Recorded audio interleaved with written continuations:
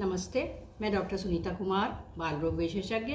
आज हम डिस्कस करेंगे बच्चों में होने वाले राइनोरिया या राइनाइटिस के बारे में। अक्सर हम देखते हैं कि बच्चों की नाक बहती रहती है और उसके अभिभावक या उसके माता पिता बहुत चिंतित रहते हैं कि हमारे बच्चे की तो हमेशा नाक बहती रहती है। हमने इस चिकित्सक को दिखाया, फिर उसको दिखाया, फिर उसको दिखाया, ये सब दवाइयाँ भी दी, लेकिन तब भी इसकी नाक बहती है। तो मैं आज ये इसी पे आपको बताना चाह रही हूँ कि कब आप चिकित्सक से मिलें, कब ना मिलें। और जैसे राइनोरिया है, राइनोरिया यानी नाक में से पानी का आना, तो ये एक तरीके की नॉर्मल फिजियोलॉजिकल प्रोसेस है। यानी बच्चे को अगर किसी चीज़ से एलर्जी है, डस्ट से एलर्जी है, या आपने एसी चलाया या आपने कूलर चलाया, तो उसकी ठंडी और वैसी हवा जब मिलती है और उसके नाक में जाती है, तो उसके जो अंदर जो लाइनिंग रहती है, नाक के अंदर जो लाइनिंग रहती है, म्यूकोजा रहती है, उसमें छोटे छोटे सीलिया मौजूद होते हैं जो कि अपने म्यूकस को बहुत ज़्यादा सिक्रीट करने लगते हैं ताकि वो बैक्टीरिया, वायरस, डस्ट वगैरह जो है बाहर ही रह जाए, अंदर ना रह जाए, और उसको वो कैप्चर कर ले। ये एक नॉर्मल भगवान की तरफ से दी हुई फिजियोलॉजिकल प्रोसेस है, लेकिन उसको हम लोग समझते हैं कि ये बीमारी है और उसको हम बार बार उसकी नाक पोंछते हैं। नाक पोंछना तो ठीक है, लेकिन बहुत रगड़ के भी नाक ना पोंछें, क्योंकि उससे बच्चे को खाली एब्रेजन होता है नाक के पास में, और कभी कभी इतना ज़्यादा नाक पोंछी जाती है कि उससे उसको ब्लड तक आने लगता है। तो मैंने जैसे बताया कि राइनोरिया के कॉजेज़ हैं dust, bacteria, virus, fungi. Gustatory rhinitis भी होती है, जिसमें कि अगर बहुत मिर्च वाली चीज़ें खा ली या बहुत ज़्यादा वो किसी भी फूड से ये एलर्जी हो सकती है तो नाक बहने लगती है, तो इसको कहते हैं गस्टेटरी राइनाइटिस। तो अब हम देखेंगे कि कारण क्या है। कारण यही है कि डिविएटेड सेप्टम है, एलर्जी है, या साइनोसाइटिस हो रहा है बच्चे को, या फिर ड्राई कोल्ड एयर है, या सडन फ्लक्चुएशन हो रहा है टेम्परेचर में। जैसे कि एक गर्मी से आया, एसी में बैठ गया, एसी से गया, गर्मी में चला गया, एसी से निकल के, तो उसको जो है ये नाक बह सकती है। तो उसके लिए कोई इलाज की ज़रूरत नहीं होती है, केवल वो अपने वातावरण में टेम्परेचर को मेंटेन करे। और नॉन एलर्जिक राइनाइटिस उसको कहते हैं, हम इसी को कहते हैं जैसे कि आप सडन फ्लक्चुएशन इन टेम्परेचर से हो, या गस्टेटरी हो, या फिर किसी नाक में ट्यूमर हो जाए, या फिर डिविएटेड सेप्टम हो, या फिर नाक में किसी तरह का कोई फॉरेन बॉडी चिपक जाए, उसको भी, उसमें भी नाक का बहना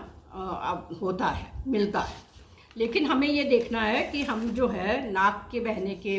लिए चिकित्सक से कब राय लें, कि मतलब सिर्फ नाक का बहना अगर 10 दिन हो गए हैं, उसका नाक बहता ही जा रहा है, तो हमें देखना पड़ेगा क्या कारण है। नाक के बहने के साथ में अगर बच्चे को बुखार है, फीवर, या फिर उसका सीना अंदर की तरफ जा रहा है, स्टर्नल रिट्रैक्शन, या उसमें बहुत ज़्यादा फैटीग है, या वीकनेस हो रही है, या फिर उसका ये पल्स बहुत ज़्यादा तेज़ हो रही है, या उसको भूख नहीं लग रही है, तो हमको ऐसे सिम्टम्स अगर साथ में है राइनाइटिस के, तो हमें चिकित्सक को दिखाना चाहिए। उसके अलावा अगर 10 दिन हो गए नाक बहते हुए तो भी दिखाना चाहिए। और या फिर जब राइनोरिया के साथ में अगर वो जो नाक से सिक्रीशन निकल रहा है, अगर वो ब्लड कलर का, रेड कलर का होने लग जाए, तो हमको शक करना चाहिए कि कोई बात है जिससे कि ये लाल रंग का सिक्रीशन क्यों आ रहा है। या फिर किसी एक तरफ से, जैसे 2 नथुने होते हैं हम लोग के, उसमें एक तरफ से ही पानी आ रहा हो और दूसरी तरफ से नहीं आ रहा हो, तब भी हमें अलर्ट हो जाना चाहिए कि हमें चिकित्सक को दिखाना चाहिए। कई बार बच्चे क्या करते हैं, छोटे छोटे बहुत छोटे खिलौने होते हैं, वो नाक में अंदर साइनस में जाके इम्पैक्ट हो जाते हैं, और इस तरीके से फिर बाद में वो राइनोरिया करके प्रोड्यूस करते हैं, या फिर उसकी सांस में बदबू आ जाना, तब फिर हमें किसी चिकित्सक को ज़रूर दिखाना चाहिए।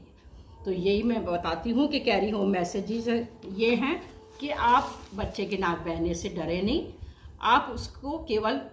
हल्के से और किसी सॉफ्ट कपड़े से या किसी वाइप से पोंछें। मॉइस्चराइज़र ज़रूर लगाएं नाक के आसपास, और उसको अगर नाक बंद हो रही है सोने पे, तो उसको नेज़ल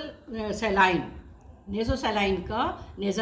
का स्प्रे दें, या फिर ड्रॉप्स डालें। और ये चीज़ें ना यूज़ करें जैसे डिकंजेस्टेंट होता है, और ज़ाइलोमिटाज़ोलिन बहुत ज़्यादा यूज़ होती है आम उसमें प्रैक्टिस में। तो अगर बहुत ज़्यादा आप यूज़ करते हैं ज़ाइलोमिटाज़ोलिन, तो फिर वो नेज़ल एट्रॉफी कॉज करती है, और नेज़ल एट्रॉफी जब कॉज होगी तो फिर वो और भी बीमारियों को पैदा करेगा। इसलिए आप केवल नॉर्मल सलाइन का इस्तेमाल कर सकती हैं, जो कि आजकल बाज़ार में स्प्रे के रूप में भी आता है और ड्रॉप्स के रूप में भी आता है। और जब तक आप किसी चिकित्सक से नहीं मिलती हैं तब तक आप उसको पानी खूब पिलाइए, आप उसको नॉर्मल सलाइन की ड्रॉप्स डालिए, आप कूल मिस्ट ह्यूमिडिफायर उसके चारों तरफ लगाइए, और उसके डीकंजेस्टेंट मत डालिए। और अगर बच्चा थोड़ा भी बड़ा है तो उसको मास्क यूज़ करने के लिए मोटिवेट करिए, क्योंकि मास्क यूज़ करने से क्या होगा, उसको अगर वो किसी चीज़ से एलर्जिक होगा तो वो प्रिवेंट हो जाएगा। तो कैरी होम मैसेज यही है कि आप मास्क का इस्तेमाल के लिए मोटिवेट करें, डीकंजेस्टेंट्स ना इस्तेमाल करें, नाक को बहुत ज़्यादा रगड़े नहीं, बहुत ज़्यादा उसको पोंछे नहीं, और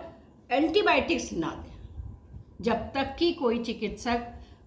जांच करके ना बताए कि इसमें एंटीबायोटिक्स भी देने चाहिए। और किसी डॉक्टर से राय लेने में कभी हिचके ना, लेकिन डॉक्टर तक जाने तक आप क्या कर सकते हैं ये मैं बता चुकी हूँ।